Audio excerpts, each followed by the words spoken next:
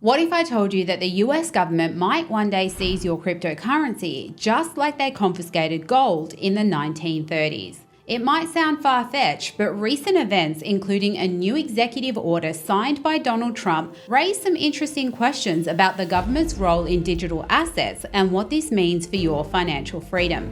In this video, we'll explore the history of the 1930s gold confiscation, how the new executive order sets the stage for discussions about crypto, and under what extreme circumstances a government could even consider actions like seizing digital assets. We'll also touch on key clause in the order about CBDCs and why that's significant. More importantly, I'll share practical ways to protect your assets so you can stay ahead of any potential challenges. To understand how governments might act during times of economic turmoil, let's take a step back to 1933, one of the darkest periods in US economic history. In 1929, the US entered the Great Depression, a period of economic collapse that devastated millions of lives. Unemployment surged, homelessness became widespread, and families went hungry as jobs and stability disappeared.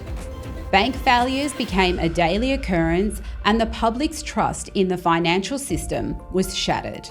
The situation had followed an era of prosperity known as the Roaring Twenties. During that time, America's gross national product rose by 40%, consumer culture thrived, and technological innovations like electricity and Ford's assembly line revolutionized daily life. However, beneath the surface, cracks were forming. Farmers struggled with falling crop prices, consumer debt skyrocketed, and industries overproduced goods that people couldn't afford. The bubble burst on October 24, 1929, with a mass sell-off of shares. The panic reached its peak on October 29, Black Tuesday, when 16 million shares were sold, leaving many stocks worthless. This collapse rippled through the economy, causing factories to shut down, loans to default, and banks to fail. Adding to the crisis was the Dust Bowl, a severe drought across the Great Plains that destroyed crops and livestock, forcing farmers to abandon their land. Rural families migrated to cities in search of work, intensifying urban struggles.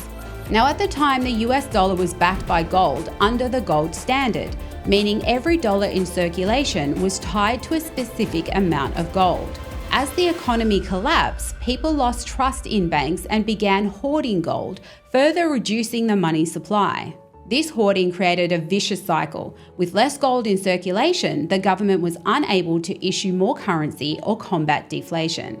Faced with immense pressure to act, Franklin D. Roosevelt was elected in 1932 on promises to turn the economy around. One of his most controversial actions was issuing Executive Order 6102 in 1933, requiring Americans to sell their gold to the Federal Reserve at $20.67 per ounce. Those who refused faced fines of up to $10,000, which was a lot of money in those days, 10 years in prison, or even both. This move allowed the government to bolster its gold reserves and later devalue the dollar by raising the price of gold to $35 per ounce, which helped increase inflation and stimulate the economy. While it provided short-term relief, the order remains a controversial example of government power in times of crisis. Fast forward nearly a century, and while the economy looks different today, we're seeing echoes of the past in how governments view financial assets during times of uncertainty. This time, the focus is on cryptocurrency. Recently, Donald Trump signed an executive order on cryptocurrency and digital assets. While the headline is about creating a framework for studying regulation, there's another significant detail tucked into this order: discussions about central bank digital currencies, or CBDCs. The order doesn't impose legally binding rules or ban CBDCs outright. Instead, it forms a working group to study the implications of these technologies and provide recommendations. This means no immediate changes to existing laws or regulations. The order instructs federal agencies to evaluate CBDCs, but prohibits them from creating or promoting one without broader approval. However, it doesn't stop private companies like BlackRock or JP Morgan from exploring their own stablecoins or CBDC-like offerings. On one hand, private stablecoins backed by financial giants could bring stability and credibility to digital assets, but on the other hand, they could centralize control, compromise privacy, and create a system where corporations wield outside influence over global finance. It's important to note that while this executive order was signed during Trump's presidency, the risks it outlines aren't restricted to his term. The executive order itself sets the foundation for potential action by future presidents, leaders whose policies and priorities we can't predict. This is why protecting your assets now is about safeguarding against the unknown, not just the present. While the CBDC clause raises important questions about the future of digital finance, the real focus of the executive order is its aspirational roadmap, setting the stage for further regulation and discussion. But what about the language mentioning a digital asset stockpile? Could we see a repeat of 1933 with cryptocurrency? So under what circumstance could something like this happen with cryptocurrency?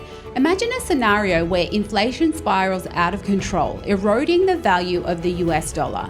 Trust in the currency diminishes, both domestically and internationally, and economic instability worsens, leaving the government scrambling for solutions. In such a scenario, the government might view cryptocurrency as a threat to monetary policy, similar to how gold hoarding was seen in 1933. The decentralized and borderless nature of crypto could be seen as exacerbating the crisis, encouraging capital flight and undermining efforts to stabilize the economy.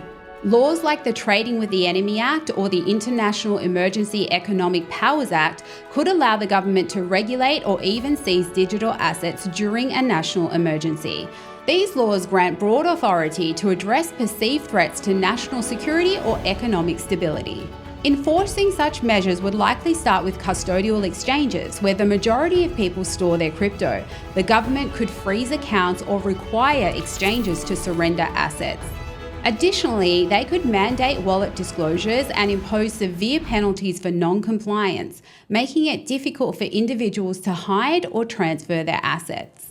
Now, it's worth emphasizing that this is a hypothetical scenario. The executive order only outlines policy goals and doesn't create new laws. But understanding the historical parallels can help us prepare for any eventuality. Now that we've explored the possibilities, let's focus on what you can do to protect your cryptocurrency and ensure your financial freedom remains in your hands. First and foremost, if you don't hold your private keys, you don't truly own your crypto. As the saying goes, not your keys, not your crypto. That's why self-custody is critical. Our cold storage wallet of choice is the Ellipal hardware wallet. Unlike other wallets, Ellipal is completely air-gapped, meaning it's physically isolated from all forms of network communication like Wi-Fi or Bluetooth. This adds an extra layer of security, making it nearly impossible for hackers to access your funds remotely. Ellipal also supports a wide range of cryptocurrencies and integrates seamlessly with mobile devices for secure transactions. To make it convenient for you to order your Ellipal today, we've included a link in the description of this video. Other popular hardware wallets include Ledger and Trezor, both of which offer reliable security and multi-signature functionality for added protection. Next, consider using privacy-focused wallets like Samurai or Wasabi. These wallets include features like coin mixing to obscure your transaction history and enhance privacy. However, be cautious when using coin mixing services. In some jurisdictions, these tools may attract regulatory scrutiny or even legal restrictions. Diversify your holdings by spreading assets across wallets not tied to a single jurisdiction. This reduces the risk of losing access if one country enforces strict regulations. Consider using decentralized platforms and keeping a portion of your assets in cold storage in geographically diverse locations. Finally, stay updated on regulatory developments and advocate for policies that protect individual freedoms. Knowledge is power, and being proactive can help you adapt to any changes in the landscape. Now, this video isn't about fear, it's about awareness and preparation. While the executive order is not a law, it's an aspirational roadmap that could shape the future of digital assets. History shows us that governments can take drastic actions during crisis, so it's crucial to stay informed and in control. Take control of your financial future, secure your assets, prioritize privacy, and don't wait until it's too late. Crypto gives us incredible freedom, but with that freedom comes responsibility. What do you think? Let me know in the comments, and if you found this video valuable, hit the like button and share it with someone who needs to hear this.